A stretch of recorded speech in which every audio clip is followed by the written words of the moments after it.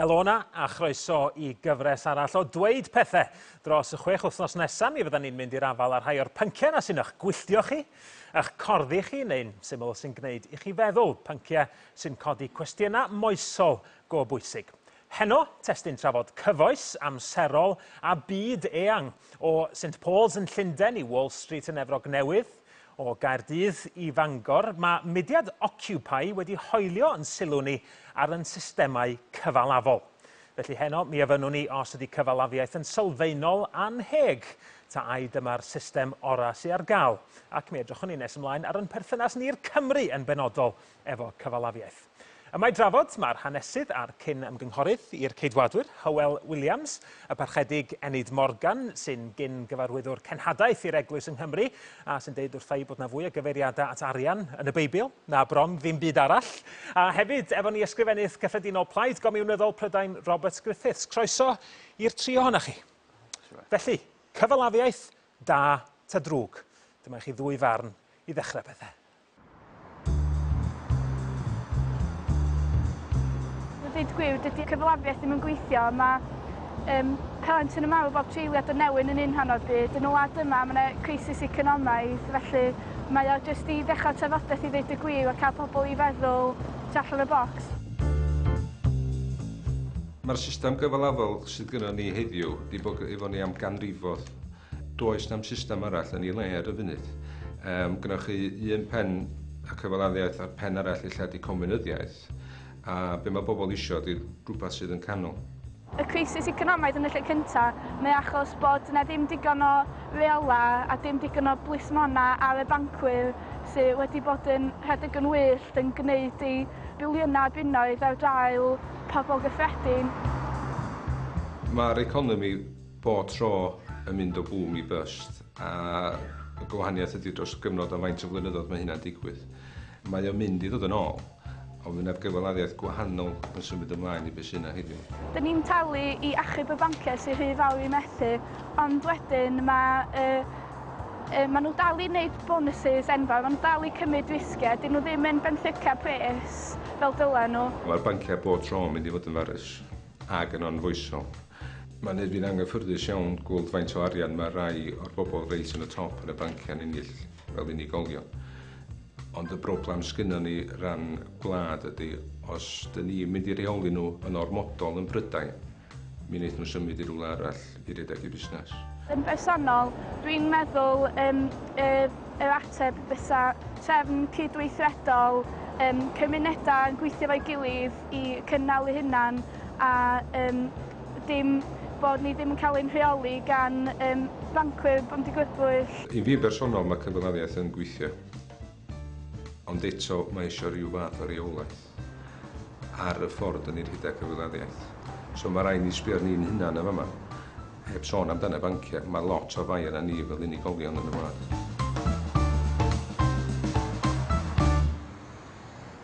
Na chi, ddwy farn yn fyna, ond be di barn yn panel ni? Hywel yn gyntaf, be di cyfalafiaeth?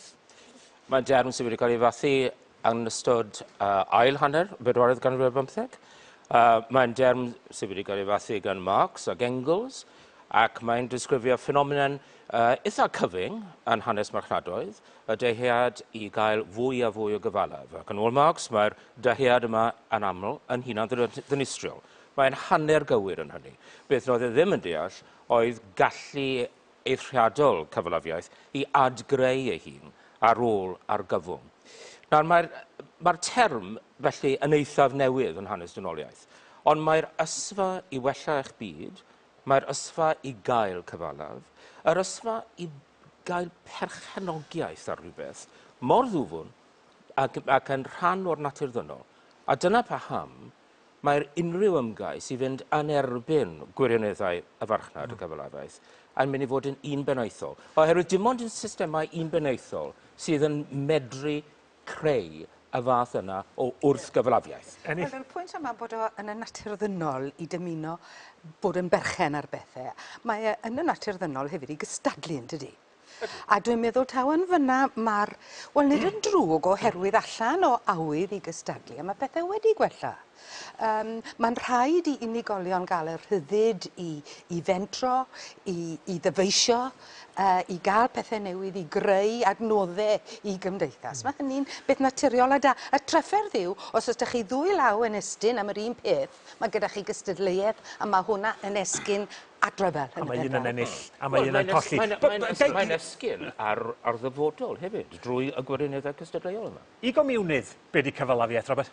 Wel, yn y bôn bod eiddo economaidd, y rhan fwyaf ohono fe, yn nwylo cyfalafwyr, sef bobl private, perchnogaeth private. Sef pawb os dyn nhw'n dymuno bod? A bod cynhyrchu ar y cyfan yn cael ei benderfynu gan bydd y bobl sy'n bia'r diwydiant na. Hynny yw mwyn gwneud elw i'r brif gyfranddalwyr. Ond mae o'n rhydd I bawb gystadlu o fewn cyfalafiaeth. Does dim rhaid iddo fo fod yn rhywbeth elitaidd. Yn agos, os edrych chi ar feidion I hanner. Rhaid I rai o bobl weithio I groi'r elw. Ond ei bai am y bobl hynny, na fydde cyfalafiaeth yn gallu barhau am un ddiwrnod. Felly, rhaid I chi gael dosbarth gweithiol. Amosib I gyfalafiaeth bodoli heb ddosbarth gweithiol. Ond beth ni wedi clywed fan hyn yw ideoleg cyfalafiaeth. Hynny yw bod y natur bobl yw I fod yn gyfalafwr, mae hynny yn lol, ynddo fe. Ond hefyd bod yr ysfa I gystadlu yn un o brif deimladau bobl gyffredin. Na, beth am yr ysfa I gydweithredu? Mae hynny wedi bod yn llawer gryfach yn profiad bobl gyffredin nag I gystadlu fel cyfalafwyr. Ac yn hanes mudiadau proffesiynol ac yn mudiadau hanesyddol naeth o ddiweddid a dinistrio systemau creulon, unbeneithol, comunyddol yn ystod yr 20fed ganrif. Wel, oedd ffasgiaeth yn system gyfalafol I ddechrau, ac wrth gwrs mae... Ffasgaeth yr adan chwith ydyw comunyddiaeth. O, na, dim ond oedd y prif gyfalafwyr yr Almaen prif gyfalafwyr yr Almaen oedd wedi cefnogi Hitler, ac un o'r pethau gyntaf oedd y regime Hitler wedi wneud, oedd I ddinistrio'r blaid gomunyddol a'r blaid sosialaidd. Yn amlwg mae gennym ni ddau begwn. Hywel a Robert, mae gennym ni ddau begwn yn does. Mae gennym ni gyfalafiaeth pur, mae gennym ni gomunyddiaeth pur. Na, ond mae gennym ni gyfalafiaeth. Ond ni ddim yn pwyntio at chi. O cwestiwn ydy, ai dyma'r system decas I ganddo ni, os nad ydy hi yn gwbl deg? Fi'n meddwl y mae hi oherwydd os edrychwch chi ar fel mae pethau ar hyn o bryd, dwi'n meddwl fod pobl gyffredin sydd wedi gweithio yn onest, trio cynnal eu hunain, gwneud cyfraniad a chydweithredu, achos mae hynny'n gwbl hanfodol I deulu ac I gymuned bod ni'n byw gyda'n gilydd ac yn helpu'n gilydd. Mae hynny'n gwbl hanfodol I unrhyw fyw gwar, ynde? Allwch chi ddim cael cystadleuaeth sydd i'r rhedeg I ffwrdd a'i hunan a cwpla lan mewn corfforaethau enfawr. Fel rhywun crefyddol, ydy hynny felly'n gwneud cyfalafiaeth yn rhywbeth anfoesol? Dwi'n meddwl bod unrhyw system yn rhoi lle i'r duedd yma sydd yn y ddynoliaeth I fynd o chwith. Os maen nhw chi a prawiaeth pechod gwreiddiol, Rwy'n credu bod hi'n bwysig gwahaniaethu rhwng y ffactorau hynny yn hanes y farchnad mewn arian sydd yn canolbwyntio'r cyfalaf a datblygu cyfalaf. Mae'r system yna yn cael ei gynrychioli wrth gwrs yn wych gan sefydliadau dinas Llundain yn gwlad ni. Ac yn aml iawn, wel, nid yn aml iawn, mae cyfnodau elewyrch yn ildio I gyfnodau sy'n llai llywyrchus. Mae'n ffenomen cylchynol. Ac mae'n ffenomen cylchynol oherwydd mae'n adlewyrchu y natur ddynol, sydd braidd yn anghofus. Tybed fyddech chi'n derbyn mae yr math yna o cyfalafiaeth dinas Llundain, os liciwch chi, yr chwant, bod yn farus sydd wedi achosi'r trafferthion economaidd a ni'n un nhw rwan, yn hytrach na cyfalafiaeth fel egwyddor? Wel, yn sicr, mae dinas Llundain a grym arian mawr yn cael effaith gwael iawn ar yr holl economi. Yn y cyfnod presennol. Ond wy'n cytuno ti, pa'n agymryd os wy'n cytuno ti, ond y peth yw, a oedd erioed yn oes air cyfalafiaeth. Beth am y fasnach caethweision yr enghraifft? Oedd yna'n gyfnod yn hanes cyfalafiaeth, beth am y diwydiant glo yng Nghymru cynnar. Oedd hynny yn rhan yn gyfnod arall yn hanes cyfalafiaeth. A da chi'n gorfod credu y gall cyfalafiaeth ddod I ben? Gall oes cyfalafiaeth orffen? Mae cyfalafiaeth erioed wedi bod yn gyfundrefn sy'n anheg. Dyna beth sy'n wrth galon cyfalafiaeth. Ond rhaid cofio hyn, gai un peth arall te. Wrth ystyried cyfalafiaeth mewn unrhyw cyfnod, rhaid i ni ystyried y gyfundrefn fel mae'n bodoli tu fas i Gymru a tu fas i Brydain, a nid jyst dewill y gwledydd mwyaf datblygedig. Mae cyfalafiaeth heddi yn cynnwys Affrica, yn cynnwys De America, hynny yw, mae'n gyfundrefn sy'n methu biliynau o bobl bob dydd. Ac yn anheg, nid ar lefel o fewn gwladwriaeth, ond dros y byd i gyd, hefyd y cyfoethog yn ennill ar llawr yn colli. Mytholegau sosialaeth yma, bedwaredd ganrif 15, ni newydd gwrando arnyn nhw. Os mae y gwirioneddau comunyddo yma mor eithriadol, mor gywir, mor driw, mor hadlon, pa ham yn ystod yr 20fed ganrif, dim ond systemau totalitaraidd sydd wedi medru creu comunyddiaeth? Wel, yn gyntaf, wrth gwrs, dwi ddim wedi gweud un gair am y gyfundrefn sosialaeth fel ni wedi gweld nhw yn y ganrif diwetha. A dwi ddim erioed wedi gweud o'n nhw'n berffaith gan bell ffordd. Ond rhaid ystyried hefyd, oedd y mwyafrif llethol o bobl yr enghraifft yn Rwsia, o'n nhw mewn cyflwr llawer gwell o ran bywyd bobl cyffredin ar ddiwedd y cyfnod o sosialaeth. Ond pobl cyffredin, nath ymwrthod y gon y pen draw? Na cyn y cyfnod sosialaeth. Ac wrth gwrs, dim ond y ceisiadau cyntaf. Os ydy'n gofyn cwestiwn, rhaid i ti adael i mi ateb.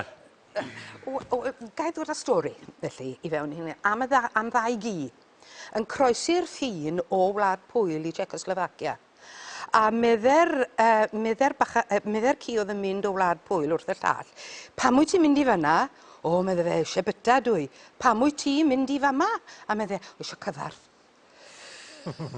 Mae yna ddau elfen yn y natur ddynol, bod angen y rhyddid yma i fynegu barn ac i fod yn gyfrifol, i fod yn unigolio, ond hefyd yr angen sylfaenol am bethau fel bwyd. A mi fydden ni hefyd yn dweud bod rhyddid gwleidyddol yn rhan anotod hefyd o ryddid economaidd. Mwyn cael yr un, rhaid i chi cael y llall. Wel, yn anffodus, ni wedi cael llawer enghraifft o gyfalafiaeth lle ti'n cael un bennaeth filwrol wedi gefnogi rhan fwyaf o'r amser gan yr Unol Daleithiau Prydain ac yn y blaen. Ond dim ond y ceisiadau cyntaf i adeiladu drefn gwahanol gesyn ni yn y ganrif diwetha. Ac hynny, dan yr amgylchiadau mwyaf anodd. Bydd ceisiadau eraill. Oedd cyfalafiaeth wedi ceisio sefydlu ei hunain fel gyfundrefn dros wlad a dros y byd am ganrifoedd. Ac oedd hynny yn brofiad greulon iawn. Dron ni stop ar bethau am eiliad os y cawn ni. Mwy o drafod i ddod. Mi gymrwn ni ryw funud neu ddau o doriad rwan yn yr ail hanner yn perthynas ni'r Cymru efo cyfalafiaeth. Felly peidiwch yn mynd yn bell.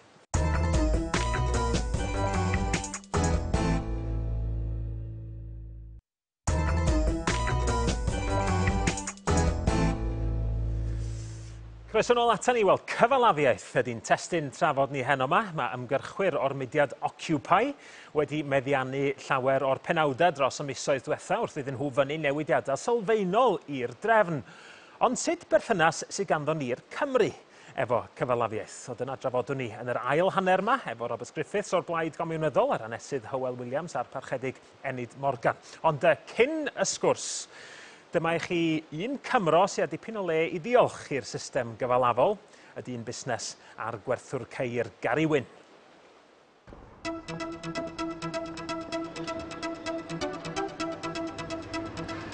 Dwi'n un sy'n credu yn angerddol yn y syniad o gystadleuaeth, a dwi'n credu bod cystadleuaeth yn ysgogi gwelliant cymdeithasol ac economaidd. Mae hynny'n golygu, felly, mod i'n credu mewn trefn gyfalafol, ond dwi'n credu mewn cyfalafiaeth sy'n cael ei reoli yn ofalus gan yr awdurdodau a gan Lywodraeth Gwlad. Dwi'n credu bod yna ddigon o gacen allan yn fanna i bawb gael tafell fach ohoni hi, a mae dyna'r ffordd ymlaen i ni, yn enwedig yma yng Nghymru. Mae'r gyfundrefn gyfalafol Lundeinig yn dyrchafu dynion mewn siwtiau pin streip sy'n byw'n fras ar draul eraill. Mae'r banciau a'r cwmnïau corfforaethol wedi cerdded dros wleidyddion a chynghorwyr llywodraeth leol. Dros y 10 mlynedd ar 20 dwytha, maen nhw wedi exploitio'r system ac wrth wneud hynny wedi dwyn bywoliaeth miloedd oedd yn gweithio o fewn cwmnïau cynhenid prysur a oedd yn creu cyfraniad unigryw i'w trefi a'i cymunedau lleol yng Nghymru. Petai'r Llywodraeth Cymru yn hybu mwy ar fusnesau bychain cynhenid Cymreig, mi fyddai'r cwmnïau mawr Baris Estron yn dechrau colli tir. Mae'n hen bryd i'w wleidyddion o bob plaid wneud safiad yn erbyn y cwmnïau yma mwyn sicrhau bod yr elwr da ni'n gynhyrchu yn cael ei ail-ddosbarthu o fewn yr economi Gymreig. Mi fyddai hynny'n cyfrannu'n helaeth at greu dyfodol llewyrchus i'n economi ac i'n bobl ifanc ac i Gymru'n gyffredinol. Gary Wyn, wel, ysgwni beneith yn panel ni o hynna. Robert, ata chi yn gyntaf, dyna chi ddyn busnes yn fyna, eisiau mwy o reolaeth gan y wladwriaeth. Ydy o'n gyfalafwr go iawn yng wir ystyr y gair? Wel, yn sicr, gyda phob parch i Gary Wyn, yn anffodus, nid cyfalafwyr fel fe sy'n redeg y gyfundrefn cyfalafol. Mi o'n gyfalafwr da, felly. Y cyfalafwyr mawr sy'n dinistrio, wrth gwrs, llawer o fusnesu bach bob diwrnod. Ac mewn ffordd mae Gary yn cynrychioli rhyw fath o syniad o gyfalafiaeth pur sydd ddim erioed wedi bodoli a sydd ddim yn mynd i fodoli unrhyw bryd yn y dyfodol. Ond sa'n profi otes a pawb yn gallu bod fel am, mi fydde fo yn deg, yn egwyddorol. Ond mae'n mater o gadw deddfe moesol sylfaenol yn dydi, o fod yn onest, o beidio dwy'n camdystiolaeth am bobl eraill, am beidio gymryd mantes ar y gwan. Ynddi, petai'n fater o gystadleuaeth weddol gydnaws fel yna a gonestrwydd sylfaen. Ond credu bod pobl wedi diflasu ar glywed celwydda, ynddi? Ond beth dwi eisiau drafod yn fan hyn di, os yna rhywbeth Cymreig iawn yn yr hyn mae Gary Wyn yn ei ddeud, os yna agwedd Gymreig iawn tuag at gyfalafiaeth nod allan yn yr hyn dwedodd o? Mae'n bwysles mawr yn y traddodiad rhethregol Cymreig ar ein rhinweddau cymunedol. Ac falle braidd yn rhagrithiol ynglyn â hynny. Ond mae'n rhan bwysig o'r traddodiad.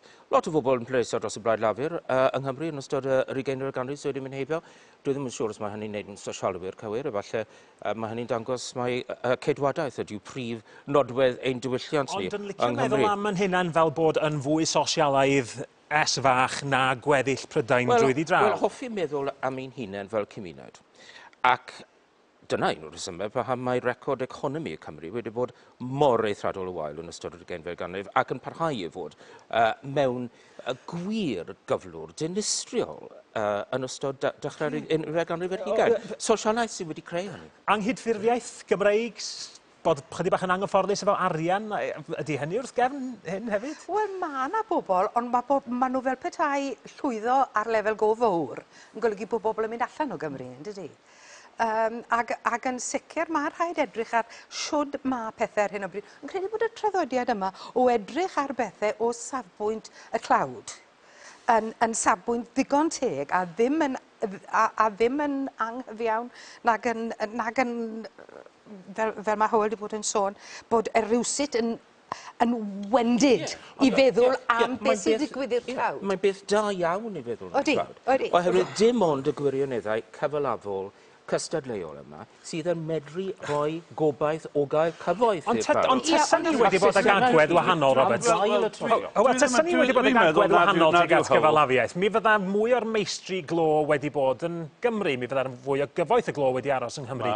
Fi'n fath am y llechi er enghraifft. Tysa ni wedi bod yn glyfrach yn y ffordd ni'n delio o'r cyfalafiaeth? Cymraeg a chyfalafwyr Saesneg a chyfalafwyr o bob genedligrwydd yng Nghymru. Ond wrth gwrs, y gwir hanes Cymru yw bod y cyfalafwyr mawr hyn wedi tynnu cyfoeth enfawr mas o dir Cymru, ond mae pobl Cymru ar y cyfan wedi bod yn genedl o weithwyr. Dyna'r gwir amdani. Dyw hynny ddim yn golygu bod bob cyfalafwyr.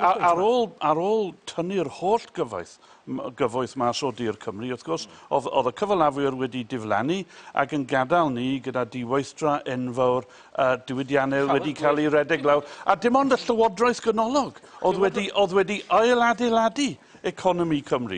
Ond nawr ni wedi preifateiddio fe. Gadwch chi enni dod i mewn ar y pwynt yma. Buddsoddi yn y diwydiant dir, yn y diwydiant glo, yn y diwydiant trydan a nwy. Robert, dwi eisiau gwrando ar enni. Na, wy jyst eisiau dweud, ta'r moesoldeb yr unigolyn y tu fewn i'r drefn gomiwnyddol ac y tu fewn i'r drefn gyfalafol sydd yn rhoi cyfle i wneud daioni go iawn, ynddo? Ar ddiwedd y dydd, dim ond un system sydd wedi creu cyfoeth yn hanes y byd. ar enw'r Yn system hanes y yna, byd. Ie, a ond dyw mae'n cyfalafiaeth. Beth am Mae'r systemau cyn-gyfalafiaeth? chi, Robert, wedi creu tlodi. Ac Wel, am un wel, reswm mwy wel, na dyw dim hwnna byd ddim- arall, dyw hwnna ddim yn mwyn wir cael o cansweithion Dyw hynny ddim yn wir. Mae cyfalafiaeth wedi creu tlodi Ble? enfawr Ble mae- drwy gydol y byd. Ble mae comunyddiaeth wedi creu cyfalafiaeth? Wel, enghraifft, oedd y person gyffredin. Wel, Un o'r blaen. wyt ti'n mynd i adael mi No, ateb? no, we won't go for Right.